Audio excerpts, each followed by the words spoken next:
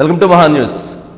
ఉన్నత విద్యను అభ్యసించి వ్యాపార రంగంలోకి అడుగుపెట్టి సామాజిక సేవా కార్యక్రమాల ద్వారా ముందుకు వెళుతూ రాజకీయ రంగంలో అడుగులు వేయాలని ముందుకు వెళుతున్నటువంటి నెల్లిమల్ల నియోజకవర్గ జనసేన పార్టీ ఇన్ఛార్జ్, నెల్లిమల్ల నియోజకవర్గానికి సంబంధించి తెలుగుదేశం పార్టీ జనసేన బలపరుస్తున్నటువంటి అభ్యర్థిగా ఉన్నటువంటి లోకం మాధవి గారిని అడిగి ఈరోజు అనేక విషయాలని ద లీడర్ విత్ వంశీలో తెలుసుకుందాం. మాధవి గారు నమస్కారం. నమస్కారం అండి. ఎలా ఉన్నారు? బాగున్నాను సార్. ఎందుకు అమెరికా వదిలిపెట్టి ఇక్కడికి ఎందుకు వచ్చారు? మేము అసలు అమెరికా వదిలిపెట్టి 1997లోనే ఇక్కడికి వచ్చామండి. 97లోనే వచ్చేసాం. ఎందుకని అందరూ అమెరికా ప్రయాణం అవుతూ ఉంటే మీరు అమెరికా నుంచి ఇక్కడికి ఎందుకు ల్యాండ్ అయ్యారు? మేము అమెరికా వెళ్ళింది ఉన్నత చదువులు చదువుకోవడానికి. ఓకే. అక్కడ కంపెనీ పెట్టాం. కానీ మన ప్రాంతం బాగుపడాలి, మన ప్రాంతంలో ఏదైనా చేయాలి, అక్కడ ఉద్యోగ అవకాశాలు విద్యా అవకాశాలు పెంపొందించాలనే తపన, ఆ తపనతోనే మేము ఇక్కడికి రావడం జరిగింది. అందరూ కూడా offshore development centres Noida, Pune, Hyderabad, Bengaluru పెట్టుకుందాం అనుకున్న సమయంలో మేము విశాఖపట్నం, విజయనగరం మాత్రమే పరిమితమయ్యాం. ఈ రోజుకి కూడా ఓకే. ఇక్కడ యువతకి కమ్యూనికేషన్ స్కిల్స్ లోపం అని చాలా మంది తీసుకోరు. మాకు చుట్టుపక్కల 14 ఇంజనీరింగ్ కాలేజీలు ఉన్నాయి, కానీ చాలా కొంతమందే బయటికి వెళ్తున్నారు. మిగిలిన వాళ్ళందరికీ కమ్యూనికేషన్ స్కిల్స్ బాగాలేవని, చాలామంది బీఎస్సీ చదివి ఇంజనీరింగ్ వైపు వెళ్ళడానికి అవగాహన లేక వెళ్ళలేకపోతున్నారన్న ఉద్దేశంతో అది మార్చాలి. ఖచ్చితంగా ఈ ప్రాంతంలో ఉన్న యువత ముందంజ వేయాలి. అలాగే అమెరికా లాంటి రాష్ట్రాలకు కూడా, దేశాలకు కూడా వాళ్ళు వెళ్ళి అక్కడి నుంచి కూడా మళ్ళీ సంపదను సృష్టించే విధంగా వాళ్ళు వెనక్కి రావాలన్నది మా ఆలోచన. అలాంటి ఆలోచనతో అడుగు వేశారు. జనరల్గా సరే యుఎస్ నుంచి వచ్చారు అంటే 97లో. జనరల్గా ఆ రోజు హైదరాబాద్ చాలా గ్రోత్లో ఉంది, మరి అక్కడ ఉండొచ్చు. ఆ రోజు హైటెక్ సిటీ ఇవన్నీ జరుగుతూ ఉన్నాయి. మరి లేదంటే వైజాగ్, మరి ఇక్కడ నెల్లి మరలా ఎక్కడ విజయనగరం ఏంటి? మేము ఒక వెనుకబడిన ప్రాంతంలో మనం పెట్టాలి, ఆ ప్రాంతాన్ని అభివృద్ధి దిశలోకి తీసుకువెళ్ళాలి అన్న ఆలోచనతో ఉన్నప్పుడు విశాఖపట్నం నుంచి మొదలెట్టి ఇటు వచ్చినప్పుడు విజయనగరం జిల్లాలో బాగా వెనుకబడిన ప్రాంతం నెల్లిమర్ల అన్న ఉద్దేశంతో ఇక్కడ రావడం జరిగింది.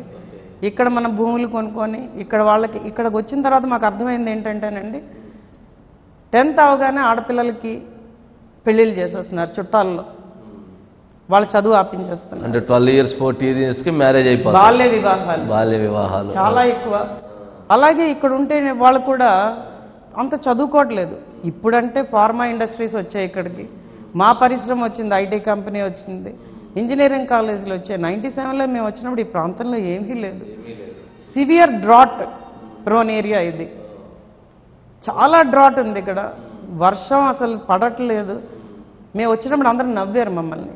నీళ్లు లేవు, రాళ్ళు రప్పలు, జీడి మామిడి తోటలు, వచ్చి ఏం చేస్తారు మీరని, ఈ రాళ్ళు పుట్టలో మీరు రావటం ఏంటని అందరూ ఎద్దేవా చేశారు. కానీ ఈరోజు మా ప్రాంతానికి వచ్చి చూస్తే దాన్ని ఒక క్యాంపస్ టౌన్గా డెవలప్ చేసాం. ఐటీ కంపెనీలో సుమారు 1500 మంది ఉద్యోగం చేస్తున్నారు. నాన్ ఐటీ వాళ్ళు కూడా ఇంకొక 1000 మంది నా దగ్గర ఉద్యోగం చేస్తున్నారు. ఒక ఇంజనీరింగ్ కాలేజీని పెట్టి తద్వారా ప్రతి సంవత్సరం కూడా ఒక 1000 మంది బయటకు వచ్చేటట్టు మేము చేసాం.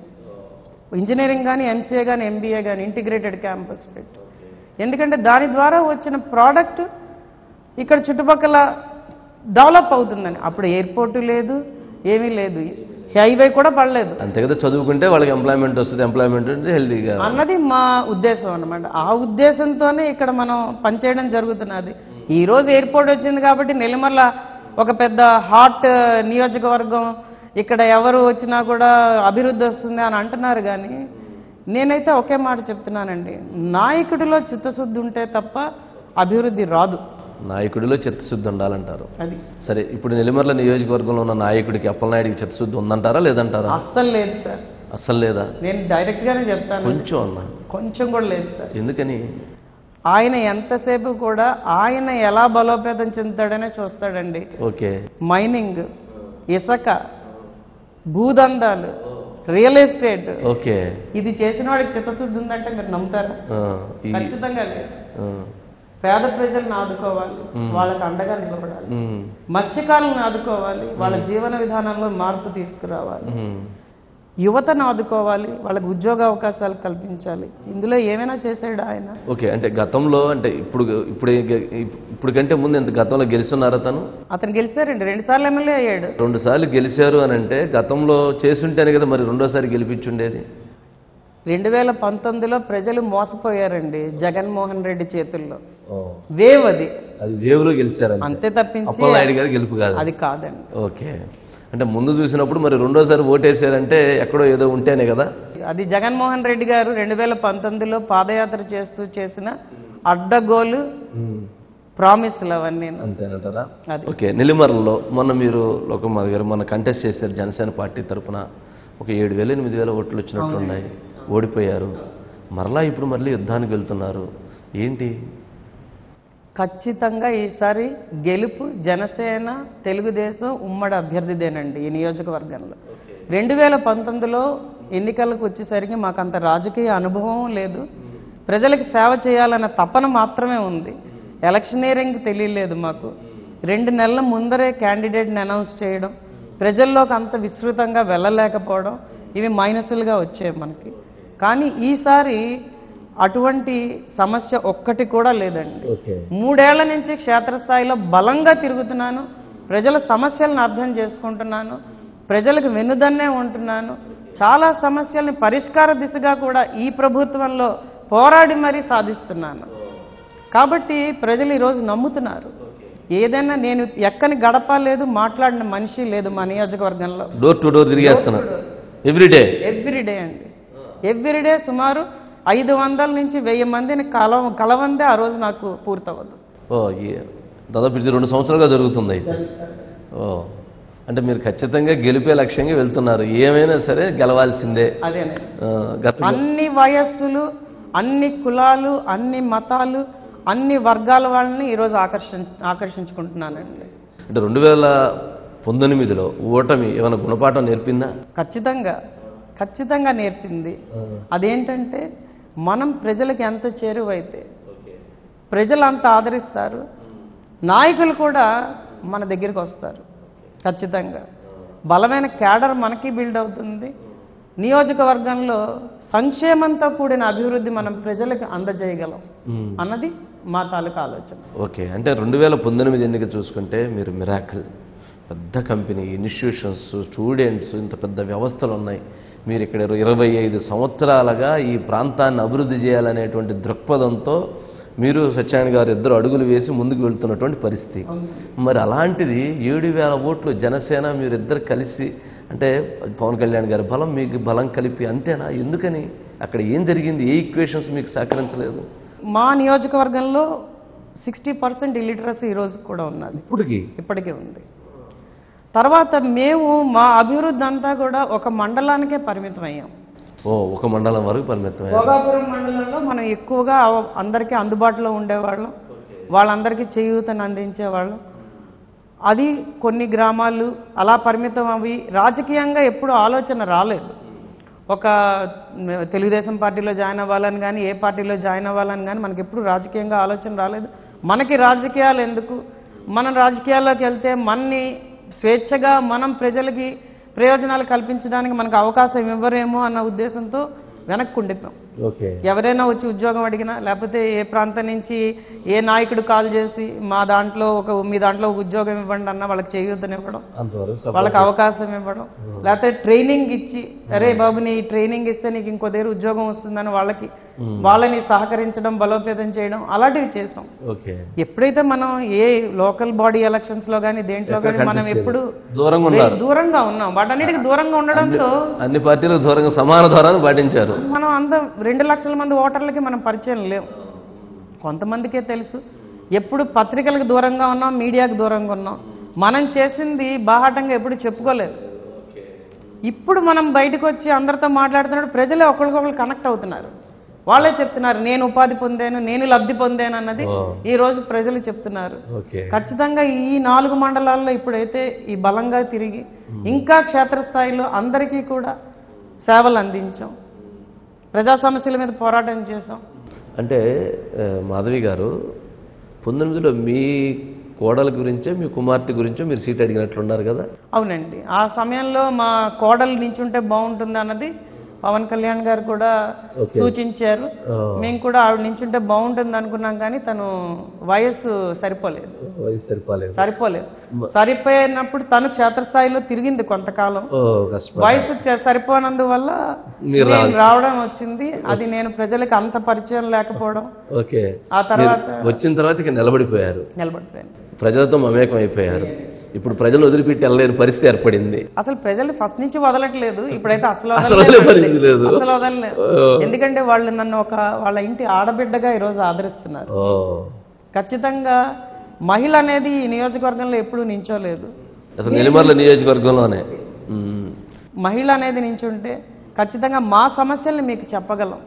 ఎందుకంటే ఈరోజు మహిళలు మంచినీటి సమస్యతో బాధపడుతుంది. మీరు చెప్తున్న 61% లిటరేట్ ఉందంటే ఇంకా అసలు వాళ్ళకి ఏం అవగాహన ఉంటుంది సమాజం పట్ల, జరుగుతున్నటువంటి సంక్షేమం పట్ల, వాళ్ళ కష్టాలు సుఖాలు బాధలు ఇవన్నీ వింటుంటారు కదా. అసలు ఎవరికి చెప్పుకోలేనటువంటి మీకు చెప్తుంటారు.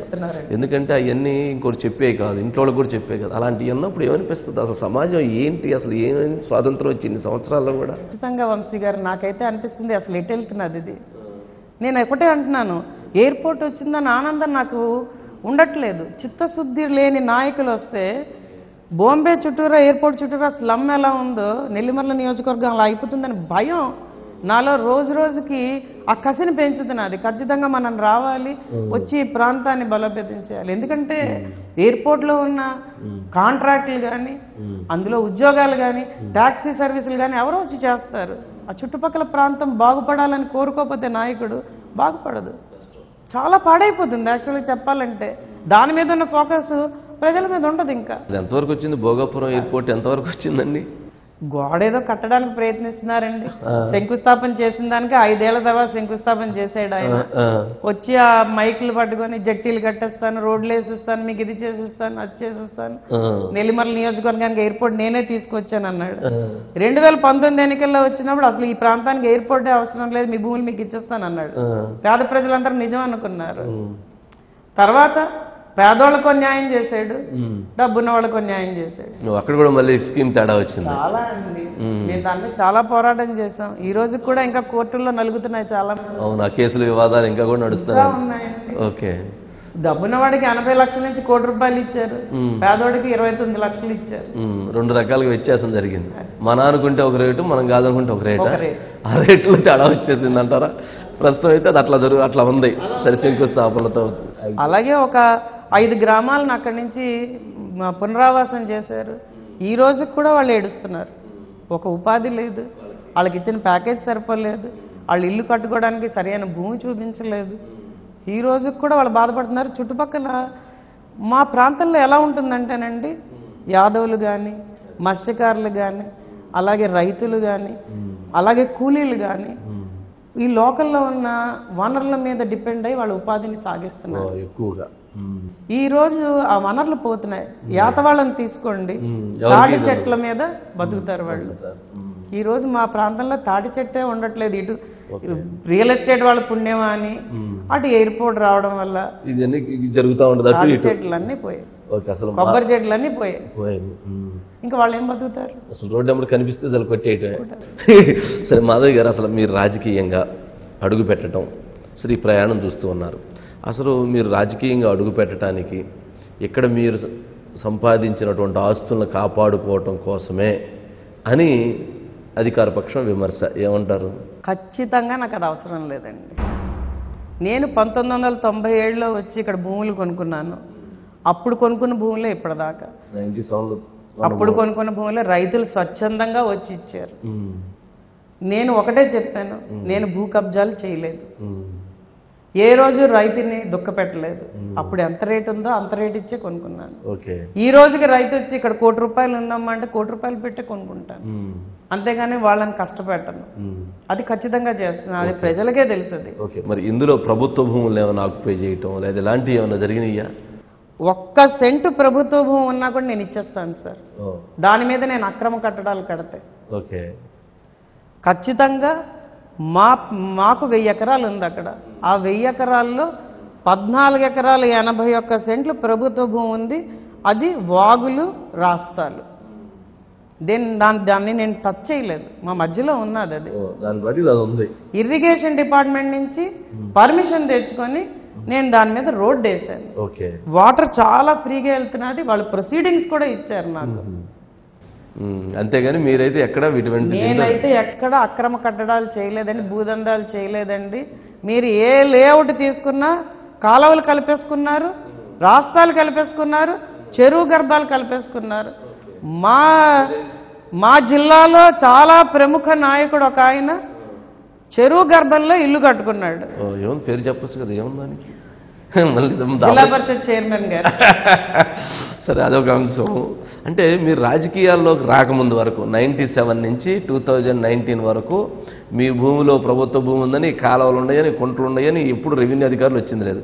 ఎప్పుడైతే మీరు జనసేన పార్టీలో అడుగుపెట్టారో, ఎప్పుడైతే మీరు పార్టీలో రాజకీయాలు యాక్టివ్ అయ్యారో, అప్పుడే వీళ్ళందరికీ ఇవన్నీ డాక్యుమెంట్స్ అన్ని దొరికినాయా, గుర్తొచ్చినాయా, లేకపోతే మీరే వాళ్ళకి అందజేశారా, లేకపోతే ఎవరైనా అందజేశారా, ఏంటి అసలు అది? కరెక్ట్గా చెప్పారు సార్ మీరు. నేను అదే ప్రశ్న అడిగాను. 30 సంవత్సరాలుగా నేను ఇక్కడే ఉన్నాను. నా దగ్గరికి మీరు ఉద్యోగ అవకాశాల కోసం కొన్ని వేల మందిని పంపించారు. అప్పుడు గుర్తురానిది ఇప్పుడెందుకు గుర్తొచ్చింది? నేను ఎయిర్పోర్ట్ భూ నిర్వాసితుల కోసం వాళ్ళ మధ్యన నిలబడి వాళ్ళకి న్యాయం జరగాలి అని చెప్పి అక్కడ కేకలేస్తుంటే, మీడియా అంతా అక్కడే ఉన్నప్పుడు 4 మండలాల ఎంఆర్ఓల్ని, రెవెన్యూ సిబ్బందిని నా స్థలంలో కొలతలకు పంపించారు. అది సెకండ్ సాటర్డే. మీరు అక్కడ ఉన్నారు, ఇక్కడికి వచ్చేసారు. ఓకే. వచ్చారని చెప్తే మేము తాపీగా వచ్చాం, మాకు తెలుసు, ఎందుకంటే అందులో అన్యాయం లేదని. వచ్చారు, చూశారు, ఇక్కడ ప్రభుత్వం ఉంది, అక్కడ ప్రభుత్వం ఉంది, మీకు 4 వైపులా కూడా రోడ్లు కొట్టేసి పరిశ్రమను దిగ్బంధంలోకి తీసుకొచ్చి మాకు ఇబ్బంది కలిగిద్దాం అన్నది వాళ్ళ ప్రయత్నం. పరిశ్రమలు మూసేయడం అంటే సరదా కదా, ఉన్నవి పోల్చడం అంటే ఇంకా సరదా, ఆనందం ఎక్కువ ఉండిద్ది అంటారా? కడితే ఆనందం కదా, కులిస్తే ఆనందం ఎందుకు వచ్చింది? మీకేమనిపించింది? నాకు కదా, కూలిస్తేనే ఆనందం ఈ ప్రభుత్వానికి. కట్టడంలో లేదు. ఒకటి కట్టారా చెప్పండి, ఒక రోడ్డు వేసారా?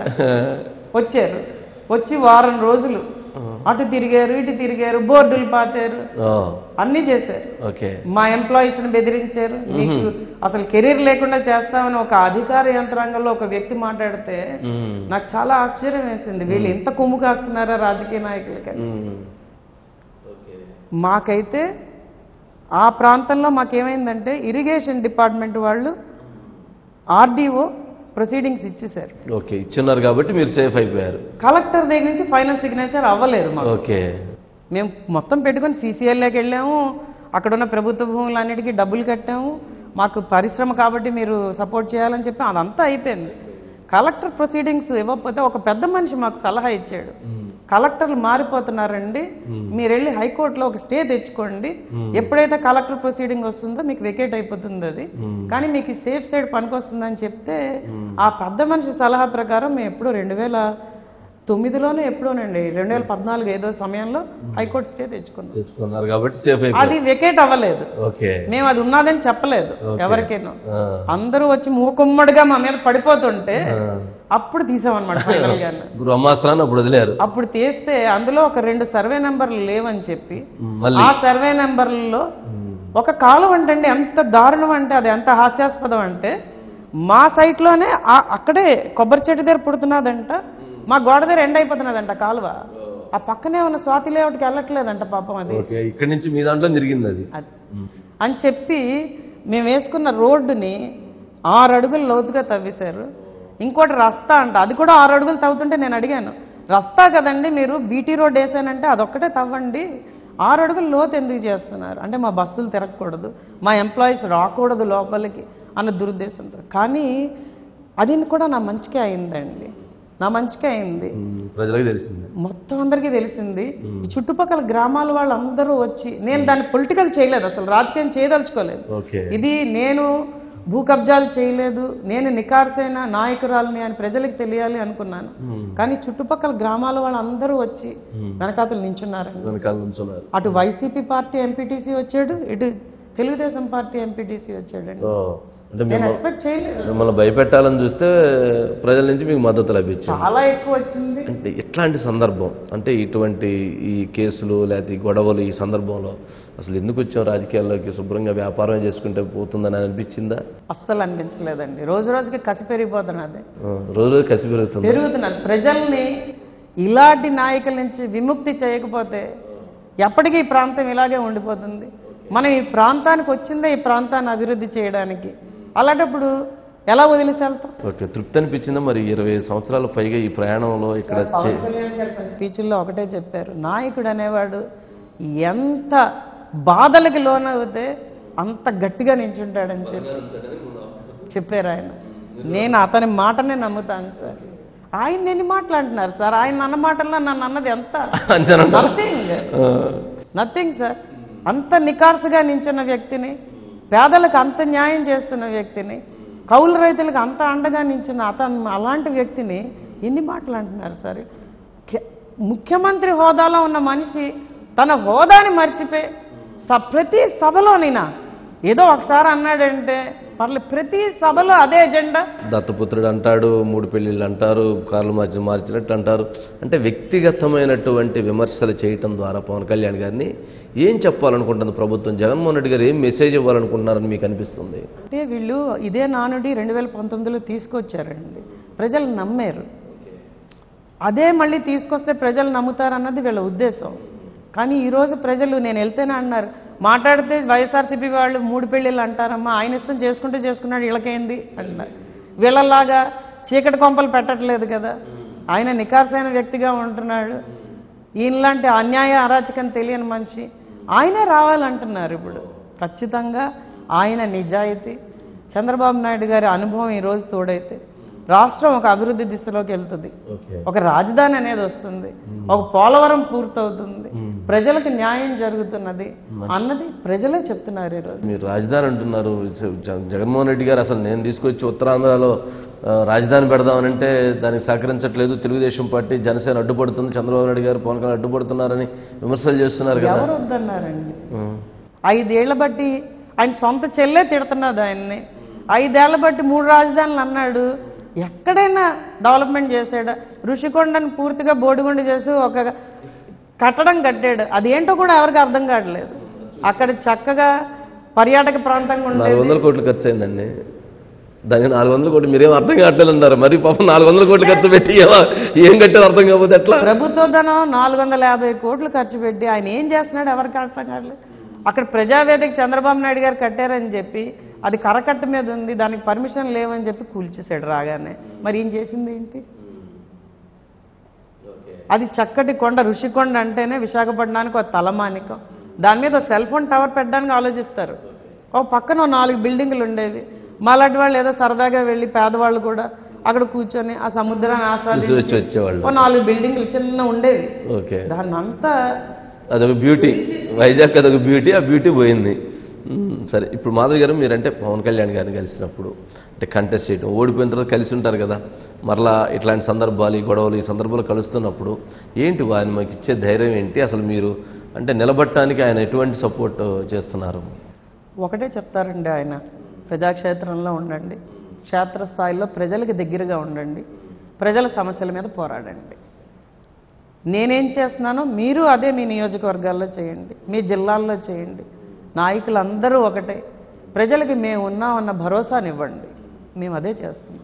అంటే ఉత్తరాంధ్రలో చాలా నియోజకవర్గాలు అండి, జనసేన ఇంకా ప్రభావవంతంగా ఉన్నటువంటి నియోజకవర్గాలు. కానీ నెల్లిమర్ల నియోజకవర్గం విషయంలో పవన్ కళ్యాణ్ గారు పర్టికులర్గా ఇక్కడ మాధవికి ఇవ్వాలి అని అనటం ఏంటి? అసలు ఏమి మీ ఈ విషయంలో ఆయన ఏం గ్రహించారు? ఆయన మీరేమి చెప్పగలిగారు? ఆయన మీకేం చెప్పారు? మీరు ఆయనకేం చెప్పారు? నిజంగా ఆయన నమ్మకాన్ని మేము సంపాదించడం మా అదృష్టంగా నేను భావిస్తానండి. ఎందుకంటే పవన్ కళ్యాణ్ గారు, జనసేన ఈ రాష్ట్రానికి చాలా అవసరం. అందులో భాగంగా మేం చేస్తున్న కార్యక్రమాలు ప్రతిదీ ఆయన దృష్టికి వెళ్తున్నది.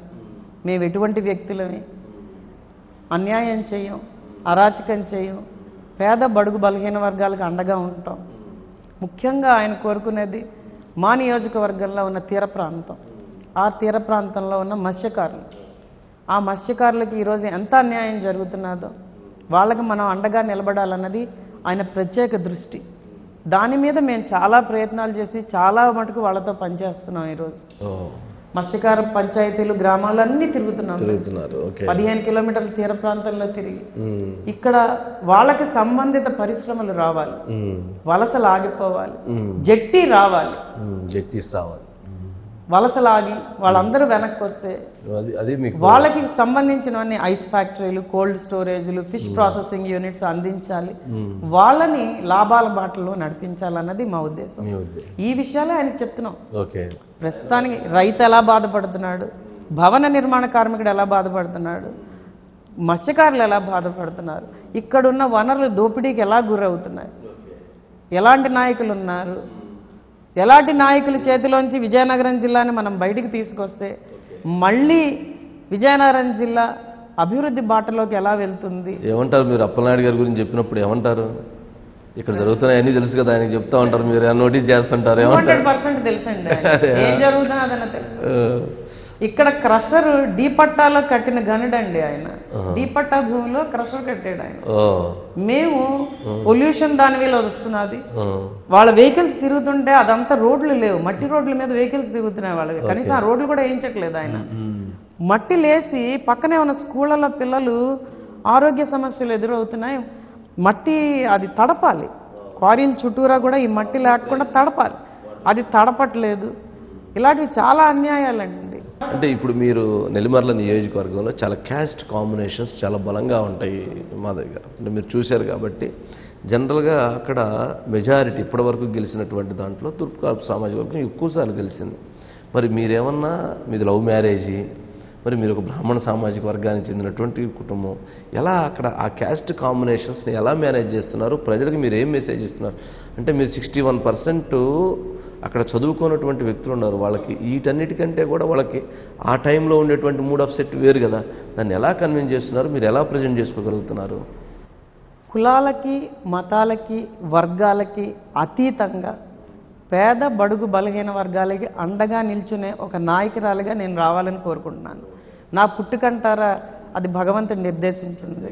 నేను ఒక సామాజిక వర్గంలో పుట్టలేదని చెప్పి ఇంకొక సామాజిక వర్గానికి అన్యాయం చేసే వ్యక్తిని కాదని ఈరోజు ప్రజలు బలంగా నమ్ముతున్నారు.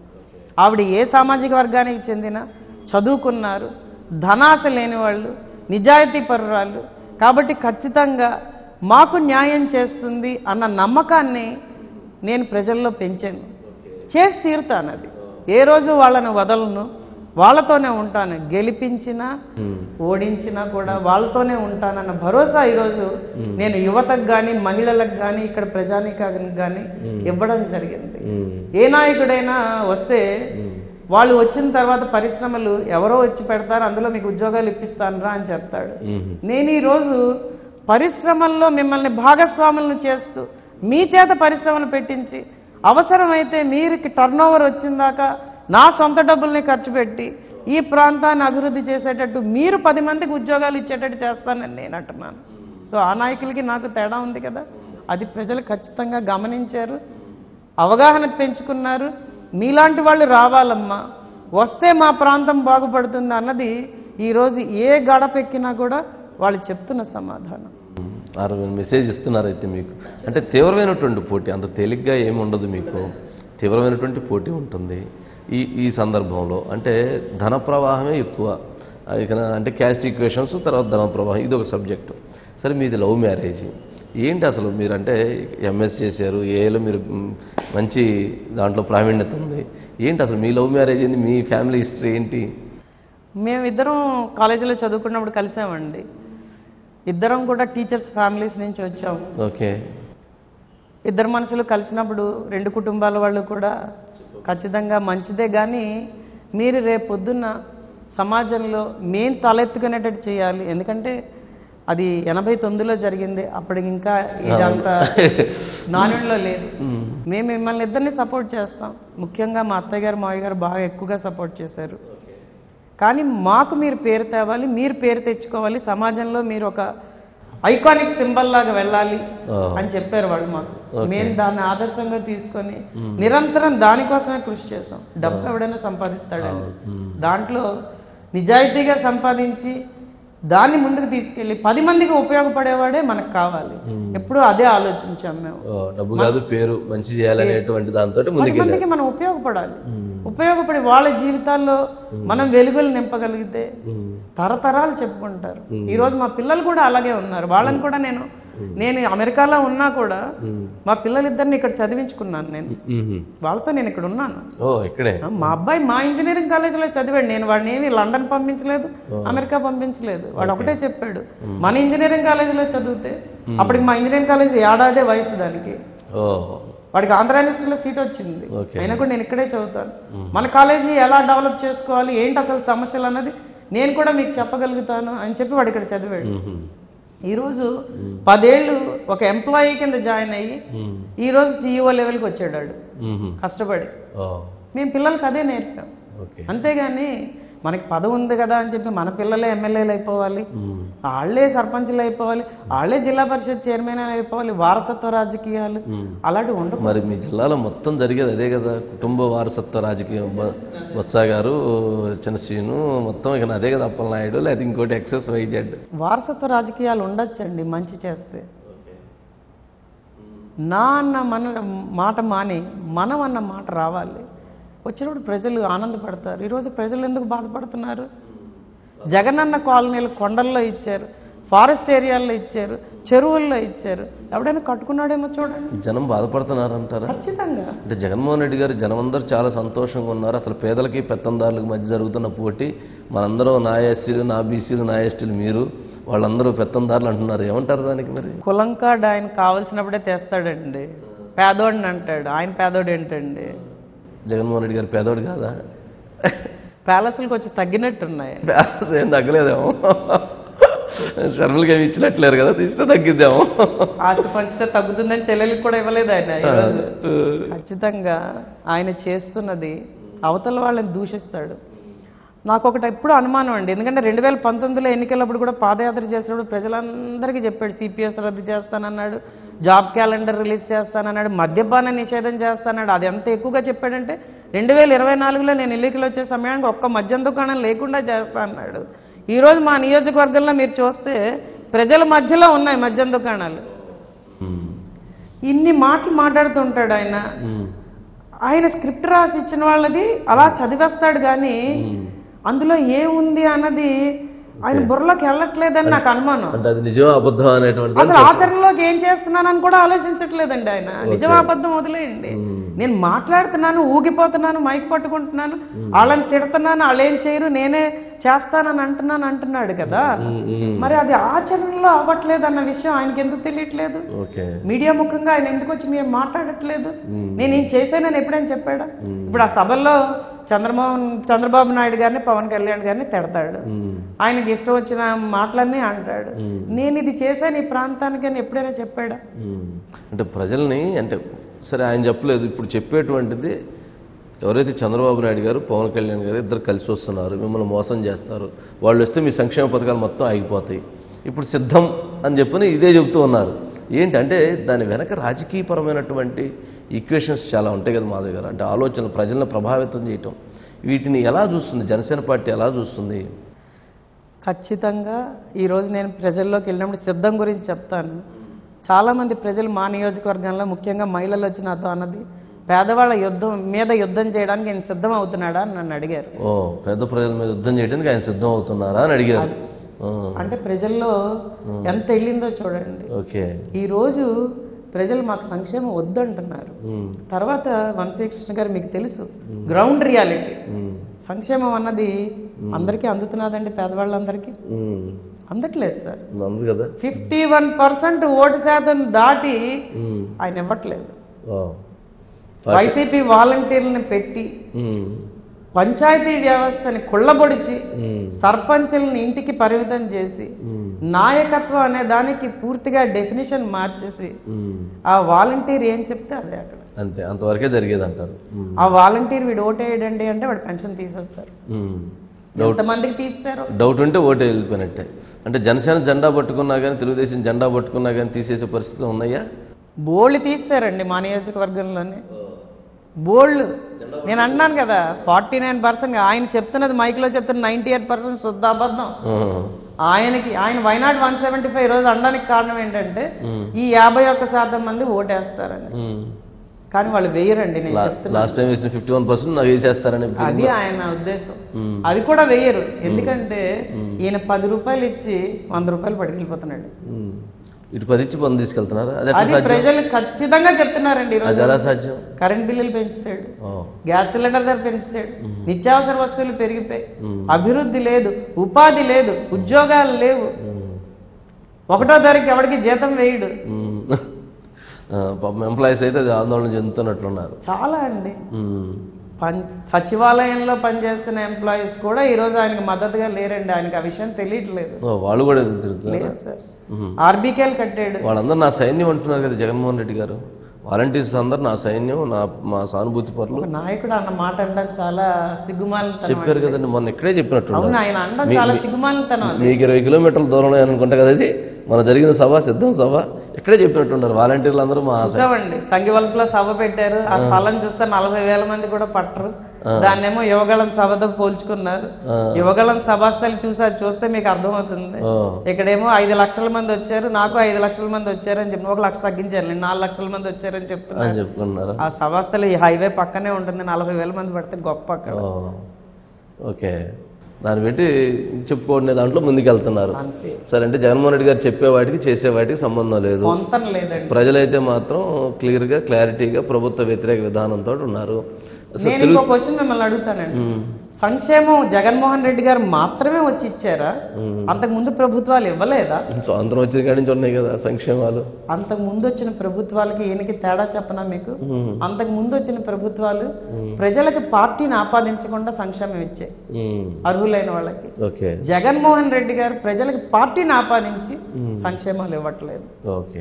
కాబట్టి ప్రజలు దాన్నే కోరుకుంటున్నారు. ఈ రోజు 45 ఏళ్ళు నిండిన వాళ్ళకి 18,000 ఇస్తానని చెప్తున్నాడు ఆయన. ఎవ్వరు కూడా అది న్యాయంగా వెళ్ళట్లేదని చెప్తున్నారు. ఉన్న వాళ్ళకే పథకాలు వెళ్తున్నాయి, లేని వాళ్ళకి లేదు అన్నది ప్రజలే ఈరోజు చెప్తున్నారు. కాలనీలు కానీ నవరత్నాల్లో ఏది తీసుకున్నా కూడా అదవుతున్నది. మీరు టీడీపీ జనసేన కూడా ఇవ్వబోతున్న మేనిఫెస్టో కావచ్చు, ఇప్పుడు ఎవరు చెప్పినవి కావచ్చు, అవి కూడా ఉచితాలు చాలా ఎక్కువగా ఉన్నాయి కదా. ప్రజలకు ఇదిగో అన్ని చేస్తామంటే ఎట్లా? ఎక్కడైనా 10 లక్షల కోట్లు అప్పు ఉంది రాష్ట్రానికి, ఎట్లా జనం మీద అప్పు చేసి మళ్ళీ చేయటమే కదా, ఎట్లా సాధ్యమైంది? అప్పు చేసి చేయమండి. అభివృద్ధి తీసుకొస్తే ఖచ్చితంగా రాష్ట్రానికి ఆదాయం వస్తుంది. ఆదాయం వస్తే సంక్షేమం పెరుగుతుంది కానీ తగ్గదు. ఈరోజు ఈ 5 ఏళ్లలో ఏం చేసిన అప్పుకి మళ్ళీ ప్రజలు అతన్నే గెలిపిస్తే ఇంకో 5 ఏళ్ళు ఆయనే సంక్షేమం ఇవ్వలేడు. అప్పు ఎక్కడి నుంచి పట్టుకొస్తాడు? ఎంతమంది కాళ్ళు పట్టుకుంటాడు? ఇప్పుడు రాష్ట్రంలో పరిస్థితుల్లో పరిశ్రమలు వెళ్ళిపోయినాయి. ఎవరు మీలాంటి ఇన్స్టిట్యూషన్లు పెడితే వాళ్ళు మట్టి దవ్వారు, కాలువలు దవ్వారు, రోడ్లు దవ్వారు.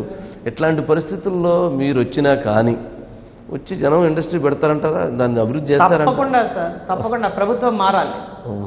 చంద్రబాబు నాయుడు గారి అనుభవం, పవన్ కళ్యాణ్ గారి నిజాయితీ, పరిశ్రమలు అందరూ రావడానికి బోల్డ్ మంది రెడీగా ఉన్నారు సార్. పరిశ్రమలు వస్తే వాళ్ళకి కావాల్సింది ఏంటి?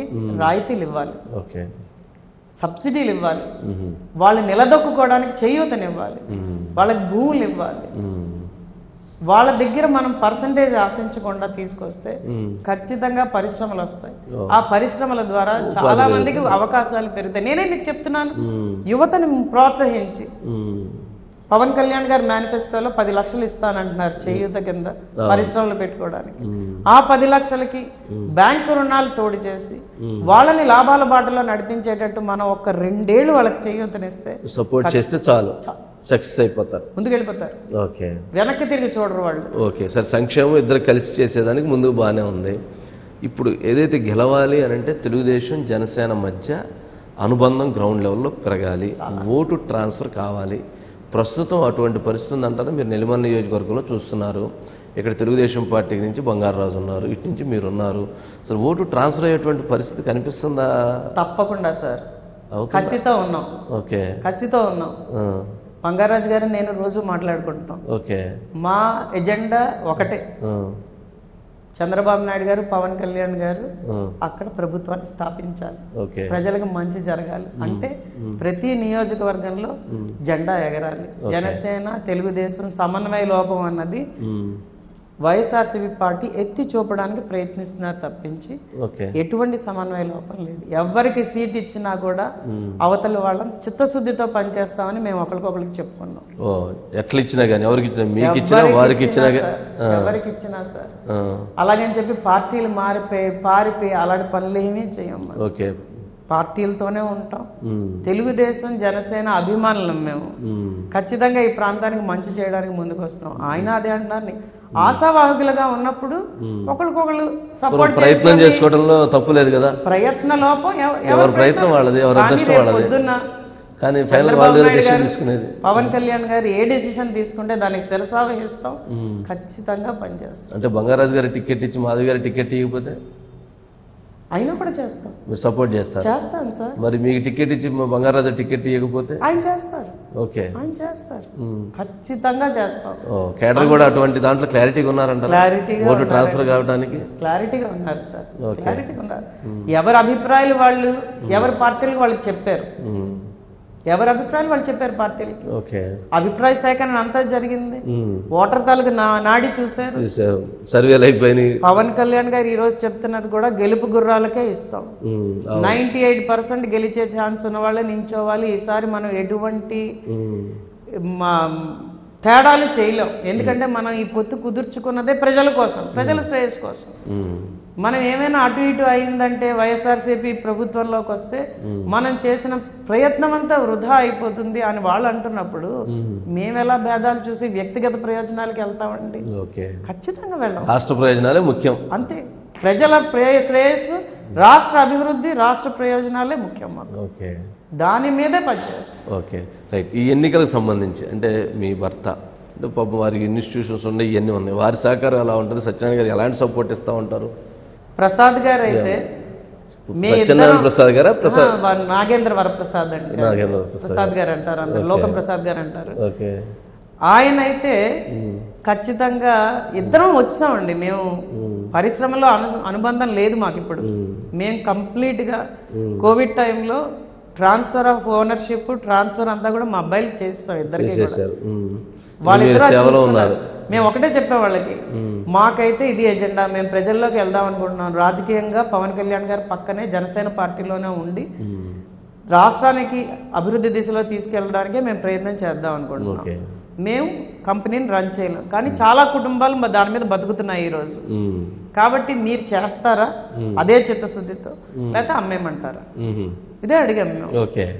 వాళ్ళు ఏవైతే చేయమన్నారో, మాకు క్వారీ ఉండేది ఇక్కడ నిలిమల్ల నియోజకవర్గంలో, క్వారీ అమిసం. అది రాజకీయంగా నా మీద బురద చల్లడానికి వాడతారని చెప్పి నష్టాలకు అమిసం. పరిశ్రమని మా పిల్లలకి ట్రాన్స్ఫర్ చేస్తాం. నేను ఏ రోజు గత 2 ఏళ్ల నుంచి ఆఫీసులో కూర్చునేది లేదు, పనిచేసేది లేదు. ఒత్తిడికి తట్టుకోలేక అమ్మేశారా వ్యాపారం? ఒత్తిడికి తట్టుకోలేక కాదండి, ఒత్తిళ్ళు రాకూడదని రాకూడదని. ఎందుకంటే మనం నికార్సుగా ఉండాలి. ఆ మైనింగ్ అన్నది మనకి నచ్చనిది. మేము కూడా అది క్వారీ కొనుక్కునేది ఎందుకంటే మాకు చాలా కన్స్ట్రక్షన్ అవుతున్నది. మేము ఒక క్యాంపస్ టౌన్ కట్టాం, అందులో సుమారు 1000 కుటుంబాలు ఈ రోజు బతుకుతున్నాయి. అది దానికి మాకు పిక్క అది అవసరం వచ్చిందని ప్రసాద్ గారు వెళ్ళి క్వారీ కొనిసారు ఏకంగా. ఇది ఇబ్బంది అవుతుందని చెప్పి అది కొనేసి మాకు ఈ చుట్టుపక్కల ట్రాన్స్పోర్టేషన్ రోడ్డు కూడా మేమే వేసుకున్నాం. మా పరిశ్రమకి ఎలక్ట్రికల్ లైన్ కూడా మేమే వేసుకున్నాం. 2019లో మేము ఎన్నికల్లో నించున్నాం అని చెప్పి ఎలక్ట్రికల్ 33 kVA లైన్ కట్ చేసేసారు. కట్ చేసి మమ్మల్ని రూరల్ ఫీడర్ మీద పడేశారు. మా భూములు చాలా మటుకు 22A కింద క్లాసిఫై చేసేసారు. ఎస్సీలను తీసుకొచ్చి మా భూముల్లో వదిలేరు. వీళ్ళు చేస్తున్నది ఒక్కటి కాదండి, ఇలాంటి ప్రయత్నాలు చాలా చేశారు. మేము అన్నిటికీ కూడా సమాధానం చెప్తూ ఎటువంటి భయాలకి లోన్ అవ్వకుండా, ఎటువంటి రాజకీయ ఒత్తిడికి లోన్ అవ్వకుండా పోతే ఏముంది సార్, సంపాదించుకున్నది కష్టపడి సంపాదించుకున్నది. ప్రసాద్ గారు ఏమనలేదు, ఎందుకు మాది ఈ గొడవ రోజు రోజుకి పెరుగుతా ఉంది, యుద్ధాలు జరుగుతా ఉన్నాయి, మనం ఎందుకు ఈ రాజకీయాలు అనేది మనం కూడా వెళ్దాం చేస్తే ఆయనే నన్ను ఇంకా ముందుకు నెట్టారు. ఇంకా యుద్ధం చేద్దాం అంటున్నారా? ఆయనే నన్ను ముందుకు నెడుతున్నారు. ఏ రోజు ఇద్దరం భయపడలేదు, భయపడం కూడా.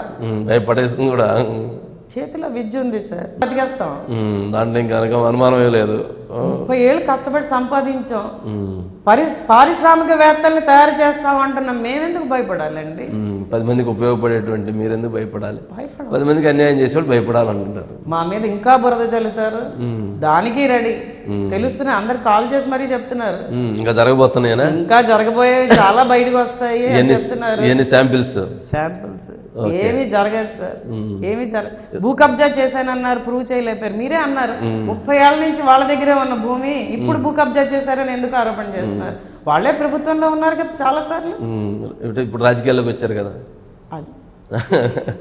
ఓకే, కానీ మేము కడిగిన ముచ్చల్లా బయటకు వస్తాం, ప్రజలకు అది తెలుసు. ఏంటి రాష్ట్ర భవిష్యత్తు ఏంటి మాధవ్ గారు? 2024లో వైసీపీ వస్తే ఏంటి, టీడీపీ జనసేన వస్తే ఏంటి రాష్ట్ర భవిష్యత్తు?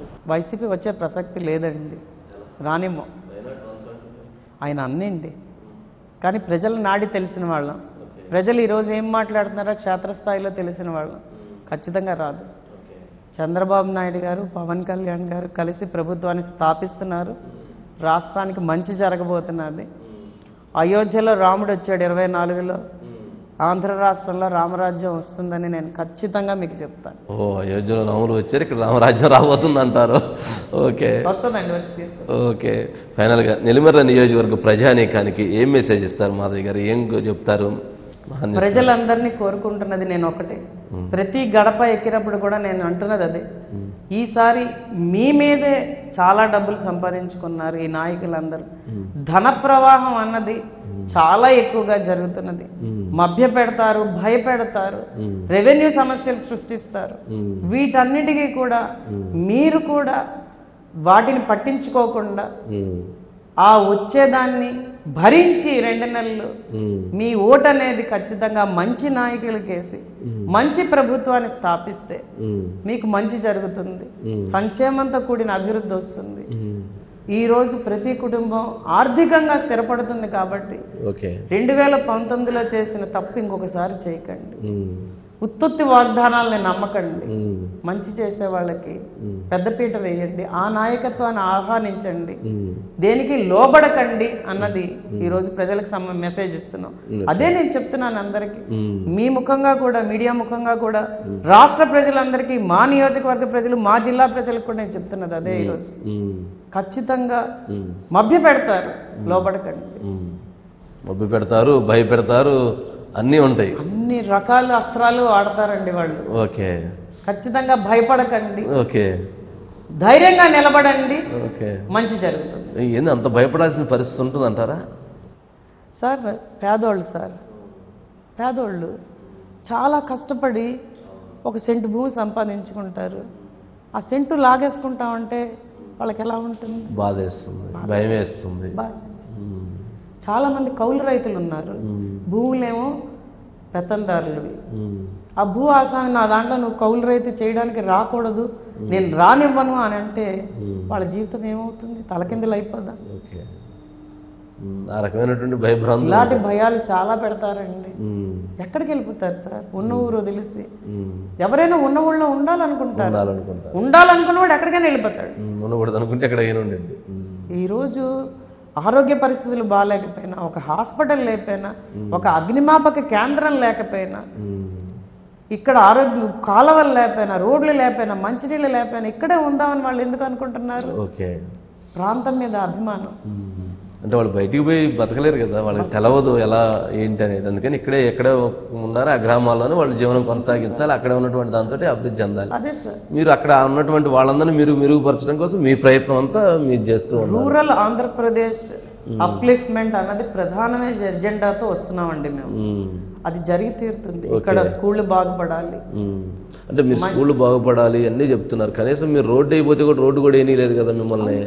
లేదు, చాలా ప్రాంతాల్లో ఆఫీసర్ నేను నా సొంత డబ్బులతో కాలువలు కడతానన్నాను, రోడ్లు వేస్తానన్నాను, బోర్లు కొడతానన్నాను, ఎక్కడికక్కడ ఆపేస్తున్నారు.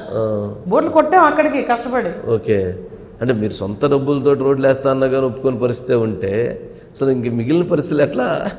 అధికారం ఉండాలండి, అధికారం చేతిలో ఉంటే ఖచ్చితంగా వీళ్ళకి చెక్ పెడతామన్నది ఈరోజు ప్రజలకు అర్థమైంది. లేకపోతే వీళ్ళు ఏ పని చేయనివ్వరు మనని అన్నది ప్రజలకి క్లియర్గా అర్థమైంది. ఎందుకంటే మేము ప్రయత్నం చేసాం, ప్రయత్నాన్ని అడ్డుకున్నారు. ఎప్పుడైతే ప్రయత్నాన్ని అడ్డుకున్నారో అప్పుడు ప్రజలకు అర్థమవుతుంది మంచి చేయబోతే కూడా అడ్డుకుంటున్నారు అనేటువంటిది అర్థం అవుతుందంటారు. ఓకే మాధవి గారు, థ్యాంక్ యూ అండి, థ్యాంక్ యూ సో మచ్. 2024వ సంవత్సరంలో అయోధ్యలో రాముడు వచ్చారు. ఆంధ్రప్రదేశ్లో తెలుగుదేశం జనసేనతో కూడినటువంటి రామరాజ్యం రాబోతోంది అని మాధవి గారు చెప్తున్నారు. నెల్లిమల్ల నియోజకవర్గానికి సంబంధించినంత వరకు ఇక్కడ జరిగినటువంటి అవినీతి అరాచకాలు అనేకం ఉన్నాయి. ఇక్కడ ప్రజలను భయభ్రాంతులకు గురి చేస్తున్నటువంటి పరిస్థితి ఉంది. కానీ ప్రజలు మాత్రం అప్రమత్తతతో ఆలోచించండి, ధైర్యంగా నిలబడండి. ఎవరు మంచి చేస్తున్నారు, ఎవరు మంచి చేస్తారు, ఎవరు ఈ కుటుంబాలను ఆదుకుంటారు, ఎవరు ఈ ప్రాంతాన్ని అభివృద్ధి చేస్తారు, ఎవరి వల్ల మంచి జరిగిద్ది అని ఆలోచించి తమ ఓటు హక్కును వినియోగించుకోవాలి. టీడీపీ జనసేన బలపరిచినటువంటి లేదా బలపరుస్తున్న అభ్యర్థిని గెలిపించాలి, అప్పుడే ఈ రాష్ట్రం బాగుంటుంది అనేటువంటి అభిప్రాయాన్ని వ్యక్తం చేస్తున్నారు మాధవి గారు. థ్యాంక్ యూ అండి, thank you so much Madhavi గారు.